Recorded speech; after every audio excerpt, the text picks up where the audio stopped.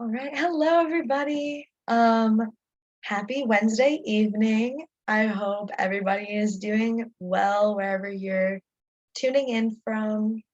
And thank you for taking some time out of your evening to share with me tonight.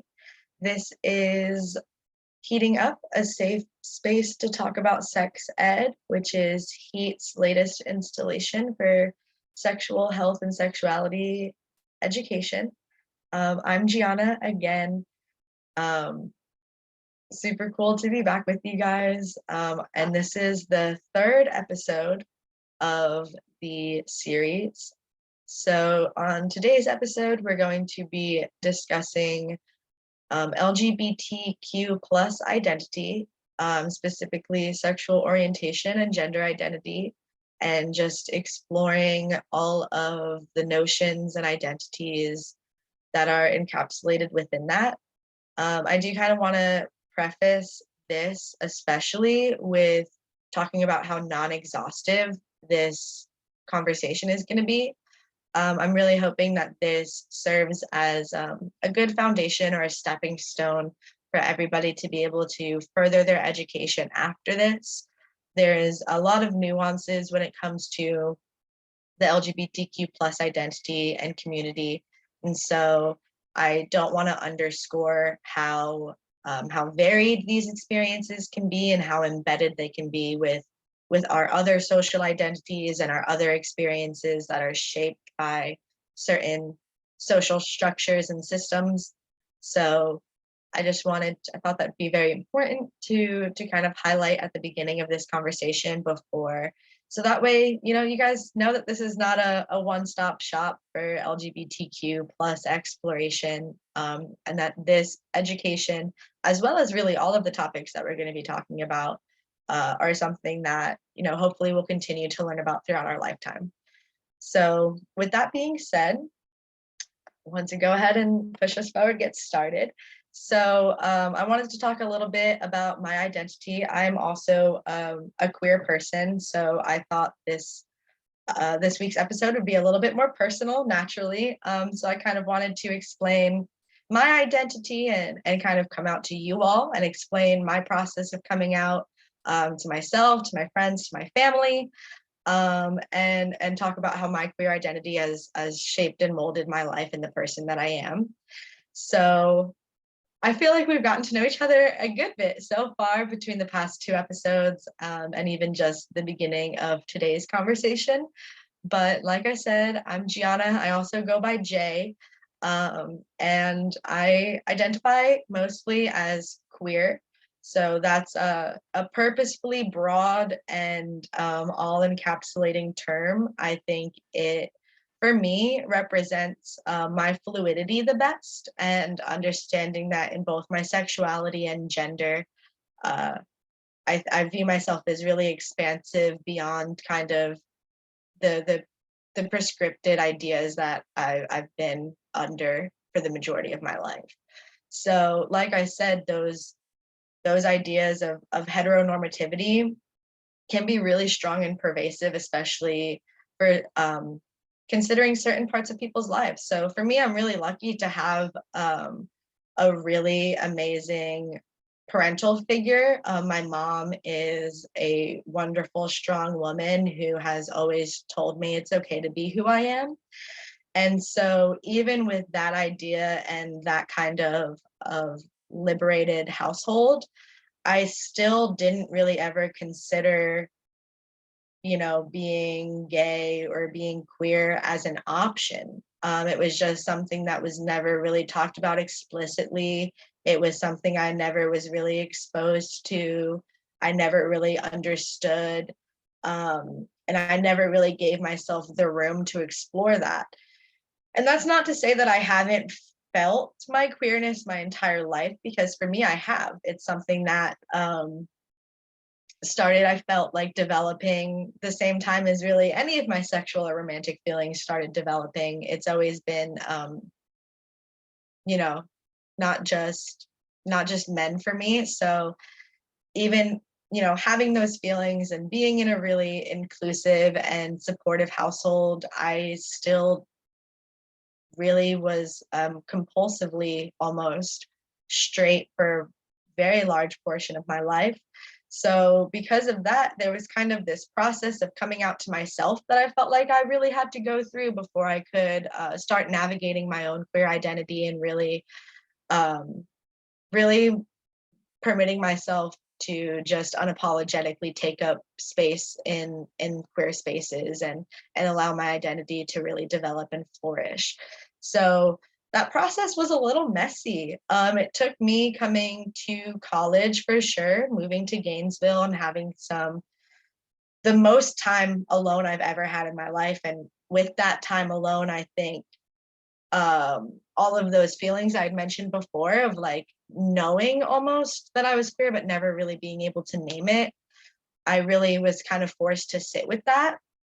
And then also in Gainesville, we have a really large queer community. So I started being exposed to that, which is something in the panhandle of Florida I did not have any exposure to. So being able to see people of LGBTQ plus identities really really gathering, finding community, really being active in their activism as well, I think was a really pivotal moment for me in my development.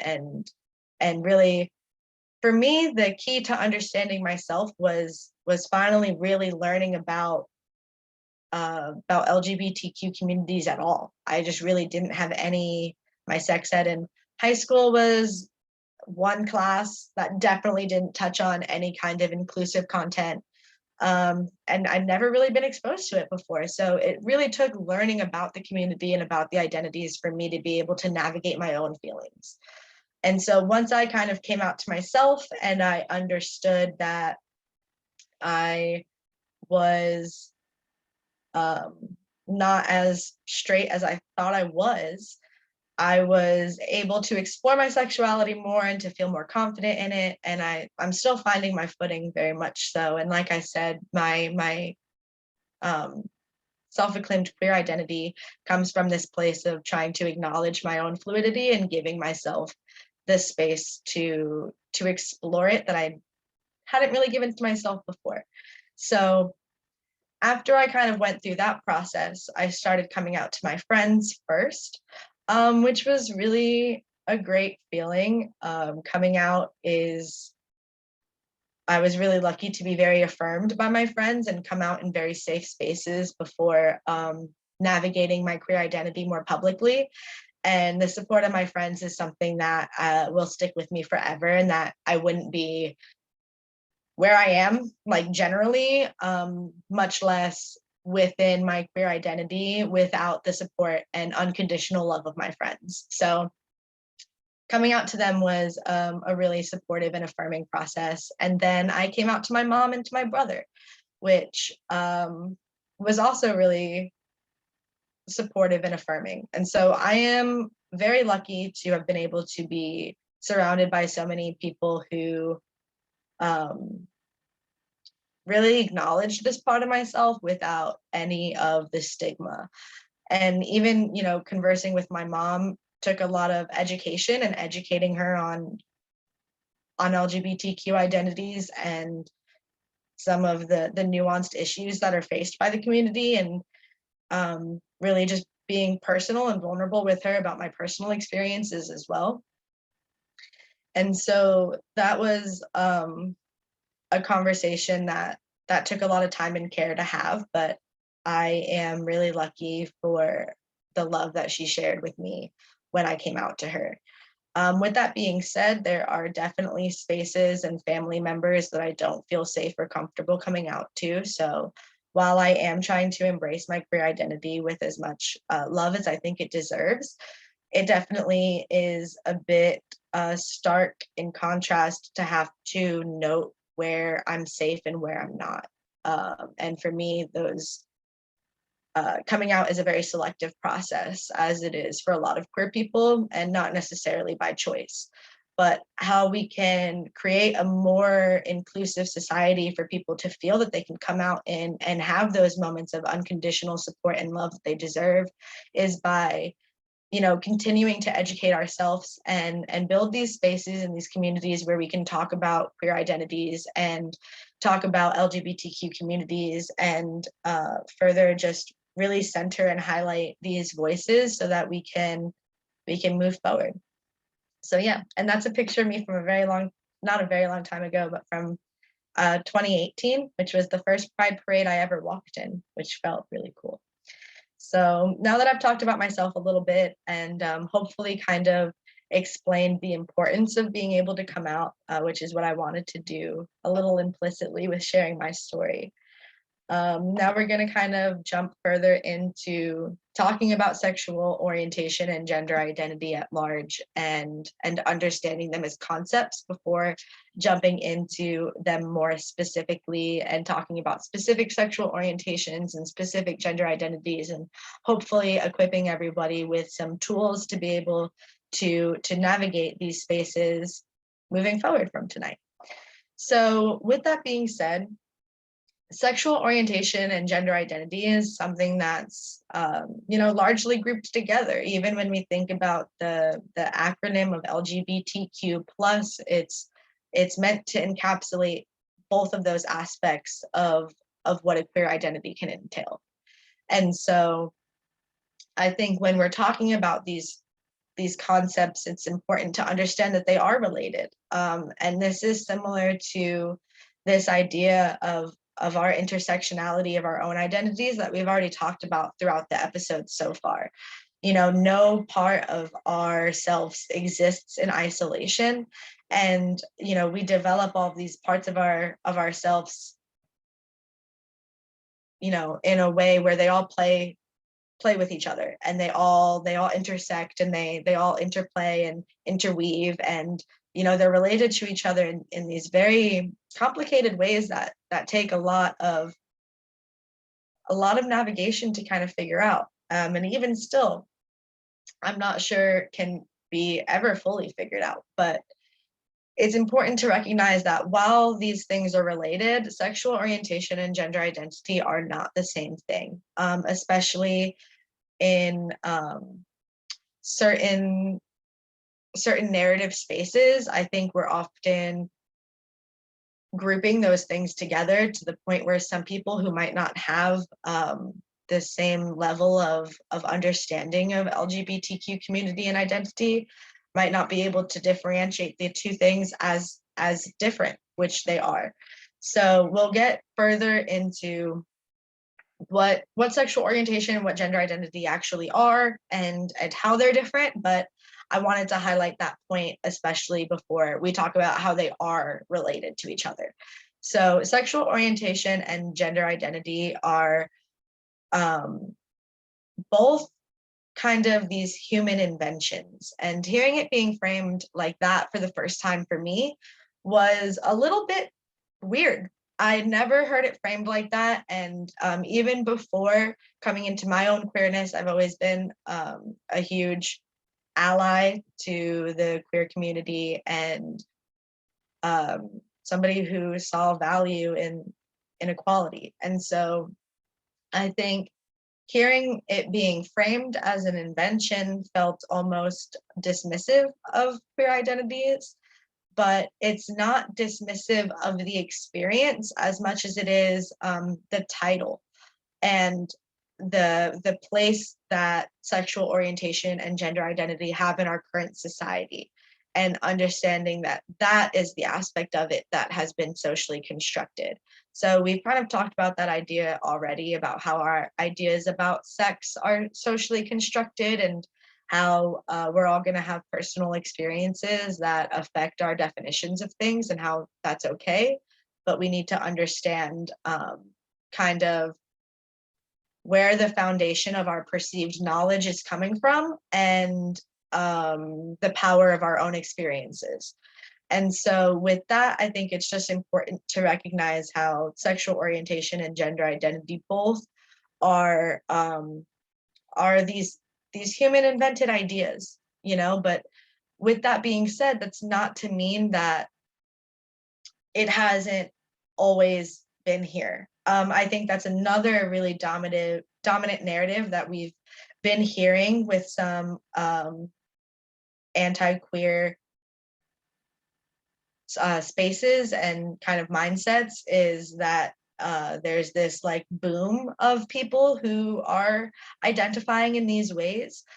Meanwhile, this has been around for forever and will continue to be around for forever.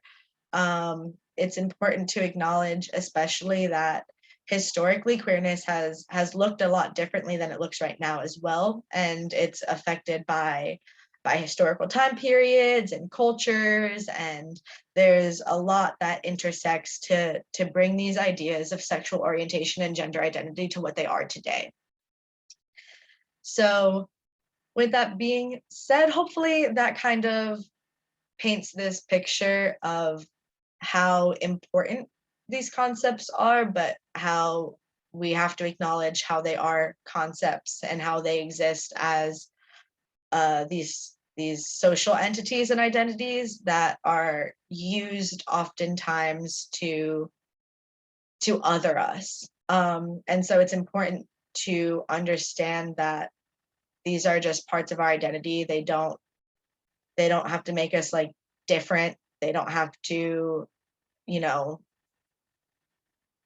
necessarily be this like new thing either. And they're not. They've been around. Queer identities, especially in Indigenous cultures, have been around long before, you know, the invention of homosexuality. So it's important, I think, to ground this conversation in those ideas. And so now I kind of wanted to talk more broadly about sexual orientation and gender identity, and actually getting into the nitty-gritty of what these terms mean and understanding them, and really situating it in a way that hopefully will, you know, help foster a greater acceptance and understanding of LGBTQ experiences. And so with that being said, I think it's really important to frame both sexual orientation and gender identity as spectrums. I think especially in terms of gender identity, we've been conditioned to view that as a binary system, when in reality, that is not the way gender is experienced, nor should it be. And in fact, it's really a restrictive model that's meant to suppress LGBTQ identities. And in part of that liberation is really understanding how both sexual orientation and gender identity exist on a spectrum, rather than in these like stark black and white terms that have often been used to create these hierarchies that, you know, allow certain people to have more power over others. And so with that idea, I think it's important to mention this concept of fluidity as well. I know I've acknowledged it for myself, and talked about it a little bit when I was talking about my identity and my coming out and kind of the process I went through with myself. And so fluidity kind of refers to the fact that your sexual and romantic feelings or your gender identity might and most likely will vary throughout your lifetime, and how that's entirely normal and okay. And so really understanding that can help us expand our ideas of sexual orientation and gender identity to be more inclusive of LGBTQ experiences. So with that, I figured we could jump more into each idea more specifically. So talking first about sexual orientation for no particular reason, but sexual orientation broadly as the romantic and sexual attractions, feelings, and behaviors that we experience throughout our lifetime. Sexual orientation is something that, you know, we develop as a part of our identity, just like anything else. And that really centers around, you know, how we interact with others, especially in romantic and sexual ways. And so with that being said, I wanted to kind of talk about some different sexual identities and hopefully give you guys some opportunities to continue to learn, which I think, like I mentioned at the beginning, you know, LGBTQ experiences, identities, and communities are are very nuanced, very intricate, and there's so much depth and meaning in so many different aspects of what that can entail, that this in no way is meant to be an exhaustive resource for all of your understanding of LGBTQ identity, and instead is really just to serve as a stepping stone for continued education, which most likely is gonna occur throughout our lifetimes. You know, there's always more that we can learn, and so I think understanding that is really important. But with that being said, I also think starting off with some terms is a good way to be able to basically make sure we're all on the same and like mutual understanding of certain ideas, so that that way when we talk about them in future episodes and as we continue to navigate this conversation, we can all move forward with a common understanding. So with that being said, I'm going to kind of hop around a little bit. I don't want to like number or order them to give any kind of like perceived like ranking of importance. So I actually wanted to start with asexuality and talking about that identity, which is often neglected in our conversations of sexual identity. And so asexuality is, and this is true with all sexual identities, there is like no one definition that's going to work for every single person all of the time. These definitions are not meant to constrain or restrict our ideas about what each identity might entail for certain people. So I really hope I don't misconstrue that at all, and instead, you know, we understand how expansive and how personal all of these identities can be, and the fact that this isn't like an end all be all for sexual identity. But with that being prefaced really quickly, asexuality is most commonly defined by a range of low to no sexual attraction. And then there's also aromantic identities, which is defined similarly by a range of low to no but romantic attraction, which some people can feel are two different parts of their identity when it comes to their sexual orientation. They might have certain attractions and feelings regarding others and themselves sexually, and then some different thoughts romantically. So asexuality and an aromantic identity kind of speak to that, and how our sexual attraction and our romantic attraction is not always the same, and that's totally okay. And then further moving into some other definitions, there is the lesbian identity, which is defined as an attraction to people with the same gender identity, mostly for women identifying people. So there's also the gay identity, which is also defined as an attraction to people with the same gender identity, but for male identifying people.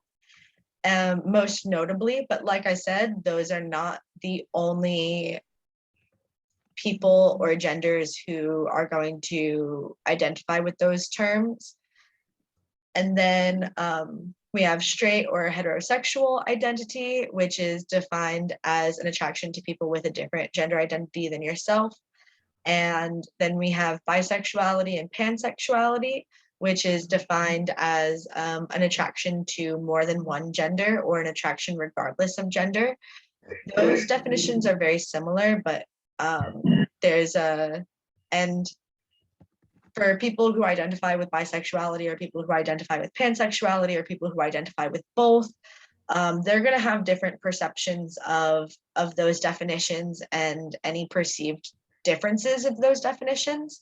So I really recommend just looking to people and resources, especially educational ones, that are made by people who belong to those identities. When it comes to sexual identity, what's most important to acknowledge is that this is a self-identity. And so when people, feel comfortable enough with claiming one of these sexual identities, it's really important to understand how that could be nuanced for that person and how it can be informed, not just with these definitions, but by their cultures, by their different life experiences, by the different communities that they've been a part of the rest of their lives. And so I know I keep saying this, but I really want to emphasize how this is a very, very vague, broad, and introductory level to these concepts, and how hopefully you guys will continue to further your education. And with that, in that spirit, I kind of highlighted on the bottom right how there's so many more sexual identities than the ones I've just talked about. And there is a link in the slides to a list of even more terms and concepts as it relates to sexual orientation and queerness. So that was a lot, but there is a lot of different ways people choose to sexually identify themselves. And it's important to understand that they're all valid and they all deserve to be met with the same degree of legitimacy. And so with that, I kind of wanted to move forward into having a very similar conversation to that, but more pertaining to gender identity. And so I already kind of talked about this earlier, but how gender identity especially is something that we have to understand beyond the gender binary, which can be a bit jarring for some people initially to understand that there are genders other than the male and female binary notion of gender that most people have been conditioned with from a very early age. And so this isn't to undercredit how strong those pressures can be that we face socially that lead us to believe that gender exists as a binary. But hopefully with this conversation, we can understand the importance of breaking that binary and moving past it, and understanding gender as a self-identity that is not correlated to the things that we've been told that they have to be correlated to. And so most importantly, I wanted to bring up this idea of biological sex before we venture into this topic of gender identity.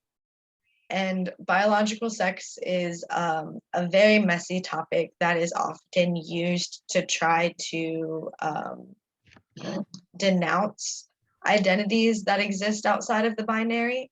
But it's important to understand that biological sex doesn't exist on a binary either, which I think it's really important to understand different intersex identities and different conditions that can lead to a lot of variance when it comes to things like hormonal levels, to internal and external anatomy, to our chromosomes. And those three pillars are typically, chromosomes, hormones, and anatomy are typically the markers of biological sex that are used in the medical community. But when you're assigned a gender at birth, it is based in almost every instance on just your external anatomy alone as an infant. That's why actually a lot of intersex people can be misidentified at birth and can be even unaware of their intersex conditions until they start to develop sexually and understand that their process is not necessarily similar to other people who were assigned the same gender to them as at birth. And so I think kind of understanding how this notion of biological sex doesn't even necessarily exist, how we might have been taught initially, is a really important mechanism that we can use to understanding how expansive our ideas of gender are and should be. And so with that said, I did kind of talk about how sex is this concept that doesn't even necessarily exist on the binary as we've been taught, but instead is this really expansive topic that encapsulates different hormonal levels, different chromosomes, and different anatomy, but how much that can vary within genders. and how that's really not a legitimate basis to trying to understand gender as a concept. And so after debunking that association with biological sex, I think it's important to move into a conversation about gender expression and how how people express their genders oftentimes are sometimes perceived as a way for people to assume their gender, and it's never okay to assume someone's gender just based off of any kind of association that you might make from the way that they look. And so while I think gender expression might be a place for some people to be able to use as a marker to try to communicate their gender identity to the people around them, it's important to understand that that's a very personal experience, and that somebody's perceived gender expression is not a steadfast marker of their gender either. And so what those kinds of conversations regarding sex and gender expression really lead us to is this concept of gender identity, and how gender identity is really this personal identity and understanding of gender that we should use when we approach and navigate our relationships with other people in the world, and understanding that their gender identity needs to be respected and acknowledged for what it is.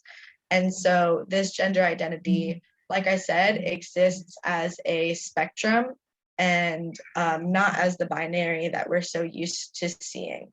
And so with that, similarly to sexual orientation, I have some terms that I wanted to discuss to hopefully serve as a good foundation for us to continue to be able to build off of, and to use as a common ground while we navigate the rest of this conversation.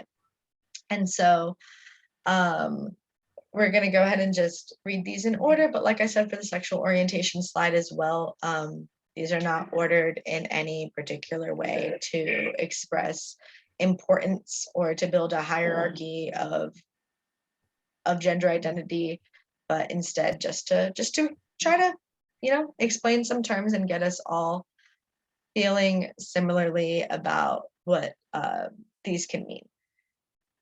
And so we're going to go ahead and start with non-binary identity, which can also be referred to as gender nonconforming oftentimes, or you might see it abbreviated as the letters NB or GNC. The NB standing for non-binary and the GNC standing for gender nonconforming. And so these are gender identities that don't exist within the binary and can help exist as an expansive identity that exists outside of that instead. And so a lot of people who identify with this might have some other marker of their gender identity to further express their gender identity if it's maybe more nuanced or more specific, but that's something that's, again, highly personal and varies person to person with that identity. And so that's kind of related to the idea of gender fluidity. So gender fluid is another gender identity that is used to express an identity that varies. Like I said, fluidity is an important notion for sexual orientation as well. And it's just understanding that, some days you might identify with a particular gender, and understanding that some other days you might identify with a different gender, and how, again, that's just as valid or legitimate as any of the gender identities that you see on the screen. So we also are going to define transgender, which is an identity different from the gender identity that you were assigned at birth. And I think in defining this term, it's also really important to highlight what we should not define this term by. And so some transgender folks do experience gender dysphoria and might even receive a diagnosis for that. However, that in no way is a universal experience, nor is it something that must be met for somebody to have a transgender identity. And so to also explain what gender dysphoria is for folks who are unaware, it's when this state of mental and emotional turmoil because of a misalignment between your gender identity and what people perceive as your gender identity. And so, like I said, being or identifying as trans is not defined by the experience of gender dysphoria. And instead, it's important to understand and really give space for how personal these identities can be, and understanding that one person's experience is not going to dictate another person's experience with the same identity. And instead, really just allowing us to have these inclusive notions of what each identity can mean to each specific person. So with that being said, I also wanted to define what being cisgender entails, and that's defined as an identity with the gender that you were assigned at birth. And so this is kind of in our society seen as the default, and there's a lot of harm in having specific identities that are seen as the default, and having so many aspects of our life catered to that default, because it creates these really exclusionary spaces where LGBTQ plus identifying people might not feel safe and might not be welcome. And so it's important to understand that you know, a cisgender identity is just as valid and legitimate as everything that we see on the screen, but that it in no way should be seen as the default or the norm for what we experience. And similarly to talking about different sexual orientations and those terms, there are so many more than the ones listed on the screen here. And like I kind of mentioned when I was discussing non-binary identity, there's different ways people might combine certain terms to be able to like really express what their gender identity might entail to them. And so it's really important mostly to just never really assume anybody's gender, and instead to hopefully meet everybody with acceptance so that they feel comfortable being able to discuss their gender identity with you, instead of us just incorrectly assuming someone's gender, or worse, misgendering them. And so similarly to the sexual orientation slide, I've also included a link here that's going to continue to talk about these terms and break it down even further, and hopefully be a resource for that continued education that I've been talking about so much. And then before we move on from this conversation regarding different terms that can be used while we're exploring LGBTQ plus experiences, there are certain terms that encapsulate both a sexual orientation identity and a gender identity. And so those terms can include like the femme and butch dichotomy, which exists for people who identify as lesbians.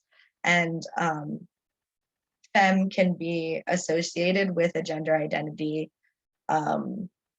more closely aligned with a female identity, and butch more closely aligned with a male or a masculine identity.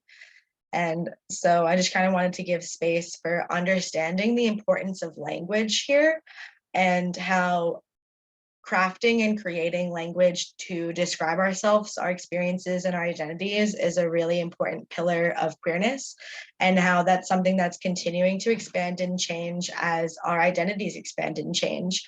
And that's where this importance of continued education comes in again, is understanding where there's always going to be growth, and we're going to continue to find language that better suits us, especially when we live in a world, like I said, that views cisgender identities and heterosexual identities as the default.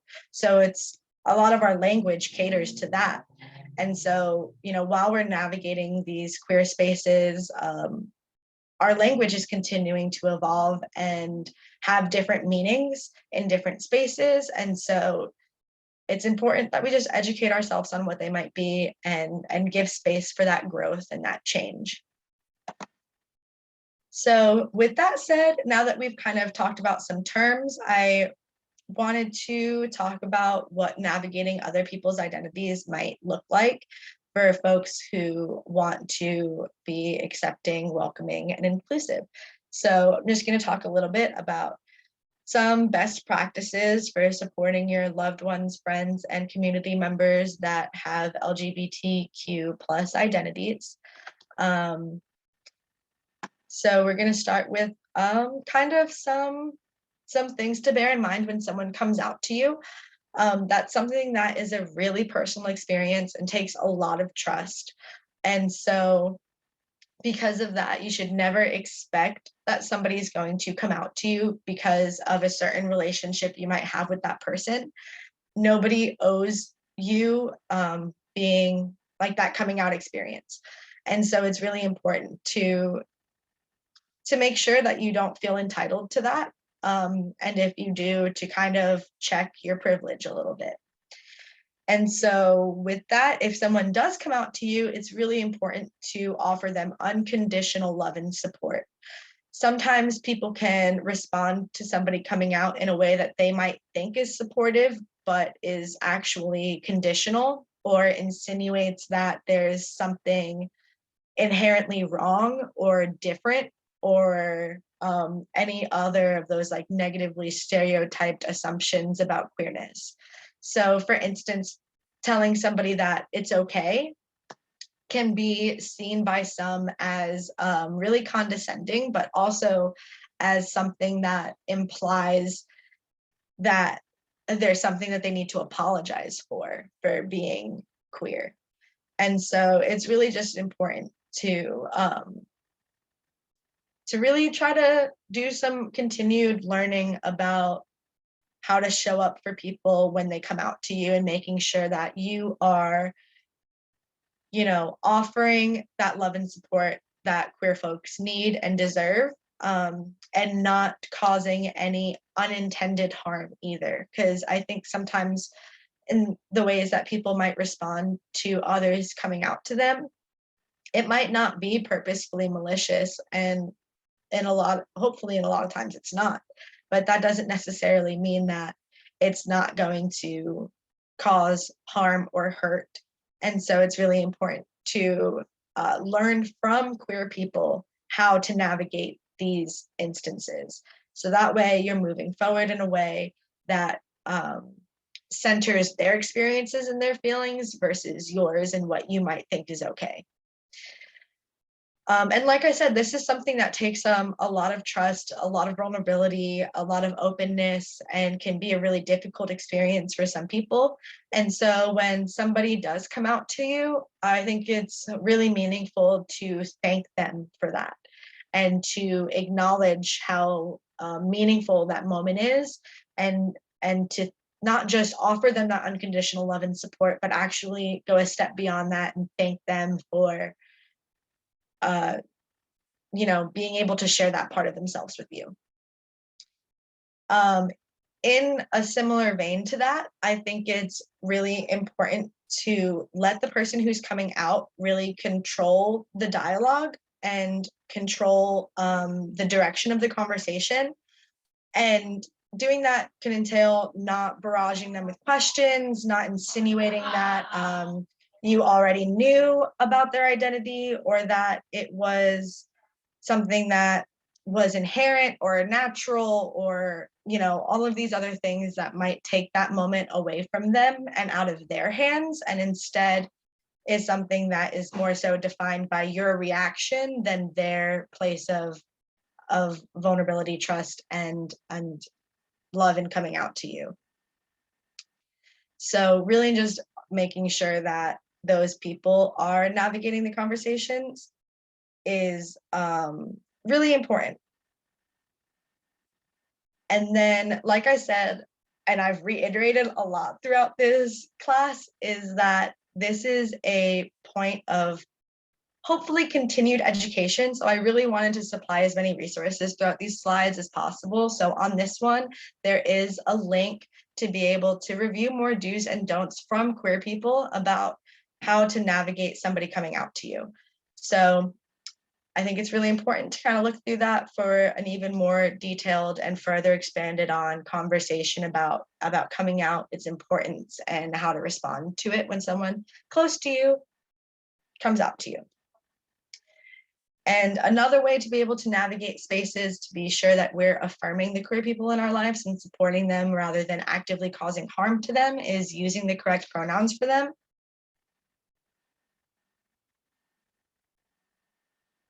And so using the correct pronouns is incredibly important. If you are using incorrect pronouns for somebody, that is an active way of misgendering them. And in misgendering them, you can cause a lot of violence and a lot of harm. And misgendering is something that's inexcusable and that you should actively be doing the work to avoid and to ensure that you don't do, especially to the people in your lives. And different ways that you can practice doing this is by, for me at least, a tool that I like to use is having mental conversations with myself where I talk about the person and I use their correct pronouns when I'm talking about them in my own mental headspace. Really being able to practice using somebody's pronouns is the best way to make sure that you're going to use the correct ones, especially if you're going through a transitional period of using different pronouns for somebody that reflects their gender identity better. So practice, practice, practice. It's something just like anything else. If we want to be good at it, we have to practice it. And this is something that we should want to be good at and that we need to actively do the work to ensure that we are good at.